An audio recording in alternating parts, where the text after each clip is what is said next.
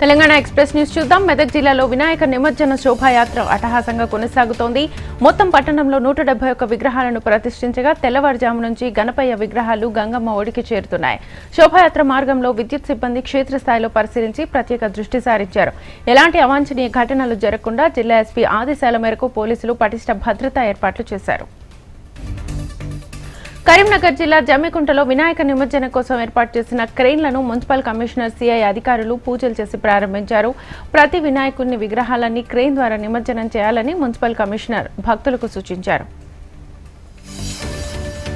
మేడ్చల్ జిల్లా కుత్బుల్లాపూర్లోని సాయిబాబా నగర్లో పోలీసులు అత్యుత్సాహాన్ని ప్రదర్శించారు. వినాయక మండపాల వద్ద ఉన్న యువకులపై రాత్రిపూట లాఠీచార్జ్ చేశారు. యువకులను పోలీసులు పరిగెత్తించి చితకబాదారు.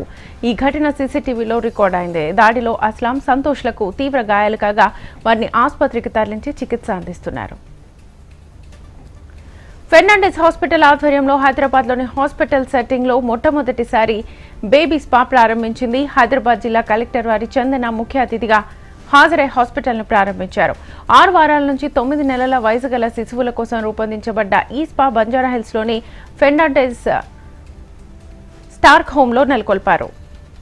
యాదాద్రి భువనగిరి జిల్లాలో వినాయక నిమజ్జన వేడుకల్లో అపశృతి చోటు చేసుకుంది. వినాయక నిమజ్జనం చేస్తుండగా ప్రమాదవశాత్తు క్రెయిన్ తీగలు తెగి వినాయక విగ్రహం భక్తుల మీద పడింది. దీంతో విగ్రహం కింద చిక్కుకున్న ఇద్దరికి తీవ్ర గాయాలయ్యాయి. ప్రమాదంలో గాయపడ్డ ఇద్దరిని ఆసుపత్రికి తరలించారు. నల్గొండ జిల్లా వేములపల్లిలో అపశృతి చోటు చేసుకుంది. వినాయక నిమజ్జనానికి వెళ్లిన తండ్రి కొడుకు గల్లంతయ్యారు. నిమజ్జనం కోసం మండల కేంద్రంలోని సాగర్ ఎడమ కాలువ వద్దకు వెళ్లారు. నిమజ్జనం పూర్తయిన వెంటనే సాగర్ ఎడమ కాలువలో స్నానం కోసం దిగే ప్రయత్నంలో కాలు జారి తండ్రి సాంబయ్య నీటిలో పడిపోవడంతో అతన్ని రక్షించేందుకు కుమారుడు ప్రయత్నించే క్రమంలో నీటి ప్రవాహం ఉధృతికి ఇద్దరు కొట్టుకుపోయి గల్లంతయ్యారు. వారి కోసం పోలీసులు గాలింపు చర్యల్ని చేపట్టారు.